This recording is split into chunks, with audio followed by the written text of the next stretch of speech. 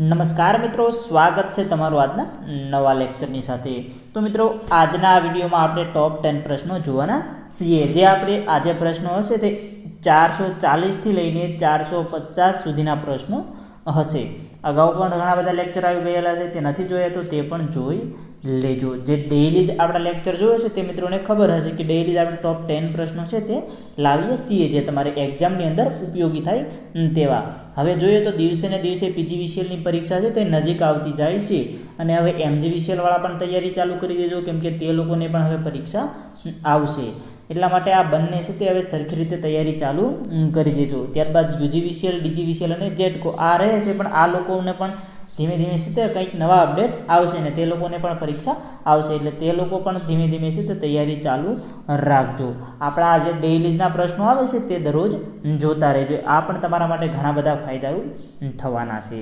એટલા માટે આ બધા પ્રશ્નોની તમને ટેસ્ટ સિરીઝ પણ મળી જશે આપણી આઈટી ઇલેક્ટ્રિશિયન એપ્લિકેશનની અંદર। તમે જશો એટલે ફ્રી મટીરિયલની અંદર બધી ટેસ્ટો પણ તમને આપેલી હશે। તો મિત્રો, આજના આ પ્રશ્નો છે તે આપણે ચાલુ કરીશું। બધા જ પ્રશ્ન ધ્યાનથી જોઈ લેજો, એવું લાગે તો રિપીટ કરીને પણ એકવાર જોઈ લેજો। તો આજનો આપણો પહેલો પ્રશ્ન છે, કંડક્ટર પર ઇન્સ્યુલેશન તરીકે શેનો ઉપયોગ થાય છે? કંડક્ટર પર ઇન્સ્યુલેશન તરીકે શેનો ઉપયોગ થાય છે? ઓપ્શન જોઈએ। ઓપ્શન એ VIR એટલે કે vulcaniser Indian rubber. Option B PVC એટલે કે polyvinyl chloride. Option C XLPE એટલે કે ક્રોસ લિંક્ડ પોલીઇથિલિન, કે ઓપ્શન ડી બધા જ? તો મિત્રો, આની અંદર આપણો સાચો જવાબ રહેશે ઓપ્શન ડી બધા જ, કે કંડક્ટર પર ઇન્સ્યુલેશન તરીકે આ ત્રણેયનો ઉપયોગ થાય છે, એટલે કે vulcaniser Indian rubber VIR, PVC એટલે કે પોલીવિનાઇલ ક્લોરાઇડ અને XLPE એટલે કે ક્રોસ લિંક્ડ પોલીઇથિલિન, આ ત્રણેયનો ઉપયોગ છે તે કંડક્ટર પર ઇન્સ્યુલેશન તરીકે થાય છે।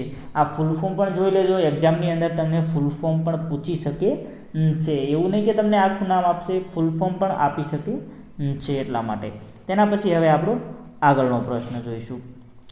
આપણો આગળનો પ્રશ્ન છે કે કેબલના ઇન્સ્યુલેશનને નુકસાન થયા વગર કેબલ દ્વારા સહન કરી શકાતા મહત્તમ વોલ્ટેજના મૂલ્યને કેબલની ખાલી જગ્યા કહેવામાં આવે છે। આ ટાઈપની ખાલી જગ્યા પણ પૂછી શકે છે।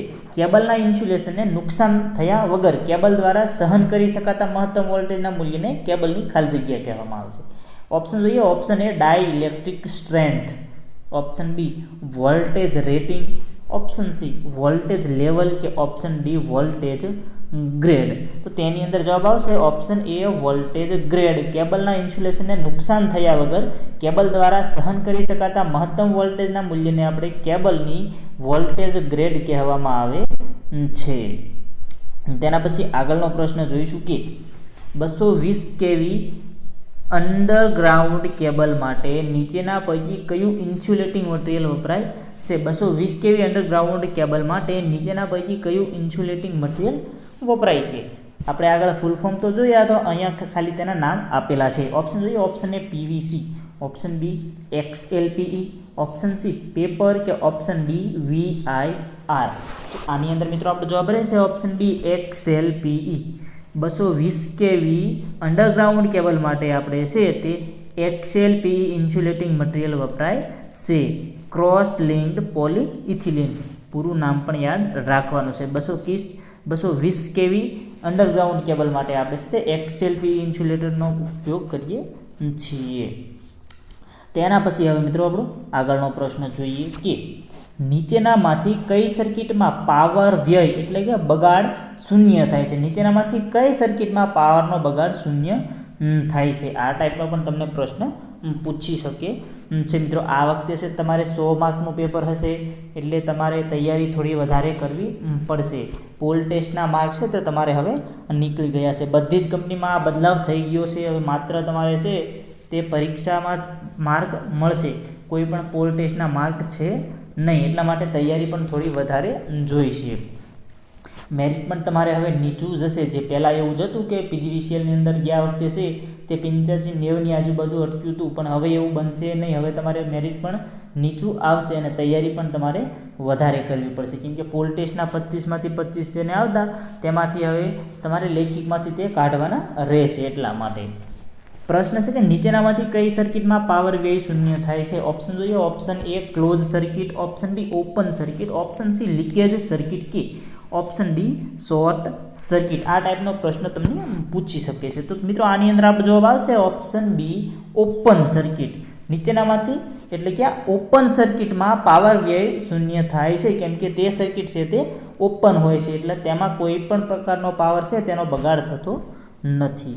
તેના પછી આગળનો પ્રશ્ન જોઈએ કે સિરીઝ સર્કિટમાં પ્રત્યેક રેઝિસ્ટન્સમાંથી પસાર થતો વીજ પ્રવાહ કેવો હોય છે?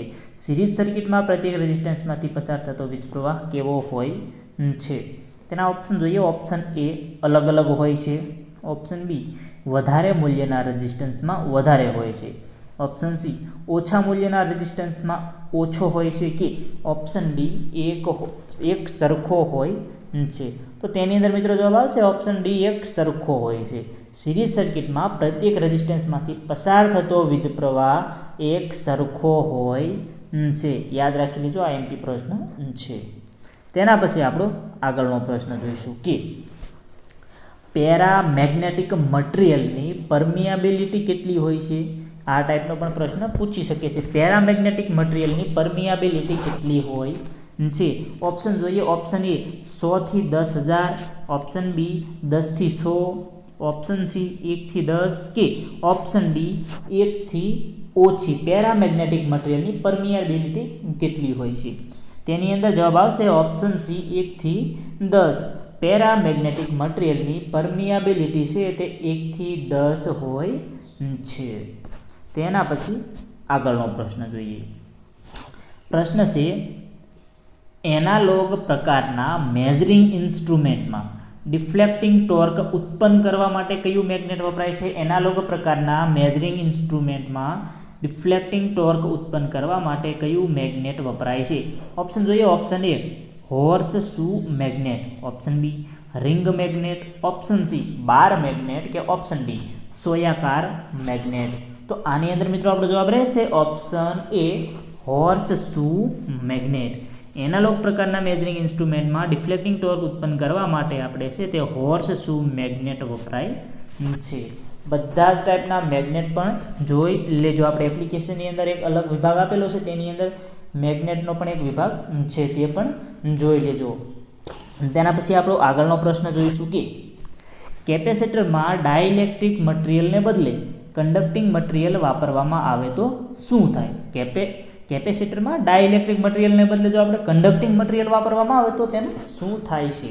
ઓપ્શન જોઈએ. ઓપ્શન એ કેપેસિટન્સનું મૂલ્ય વધશે, ઓપ્શન બી કેપેસિટન્સનું મૂલ્ય ઘટશે, ઓપ્શન સી પ્લેટ શોર્ટ થશે કે ઓપ્શન ડી કોઈ જ ફરક પડશે નહીં.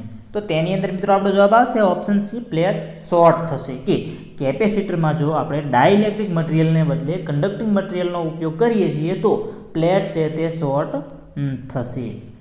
તેના પછી આગળનો પ્રશ્ન જોઈશું. આ પણ એક આઈએમપી પ્રશ્ન છે, ધ્યાનથી જોઈ લેજો. 3 ફેઝ લોડને સપ્લાય સાથે જોડવાની કઈ પદ્ધતિ છે?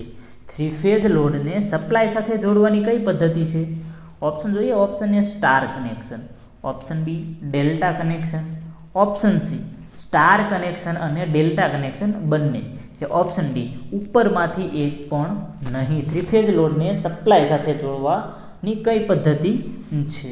તો મિત્રો તેની અંદર આપણો જવાબ આવશે ઓપ્શન સી સ્ટાર કનેક્શન અને ડેલ્ટા કનેક્શન. આ બંને 3 ફેઝ લોડને સપ્લાય સાથે જોડવાની છે તે સ્ટાર કનેક્શનથી પણ જોડી શકાય અને ડેલ્ટા કનેક્શનથી પણ જોડી શકાય છે. આ બંને છે તે તેને જોડવાની પદ્ધતિ છે.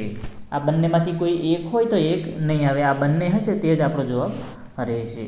તેના પછી આપણો આગળનો પ્રશ્ન જોઈશું કે મોટા ભાગની ELCB ખાલી જગ્યા ઓપરેટેડ હોય છે. મોટા ભાગની ELCB ખાલી જગ્યા ઓપરેટેડ હોય છે. ELCBનું ફૂલ ફોર્મ જોઈએ તો અર્થ લીકેજ સર્કિટ બ્રેકર. તમને અગાઉ પણ કીધેલું છે કે બધા જ ફૂલ ફોર્મ છે તમને આવડવા જોઈએ.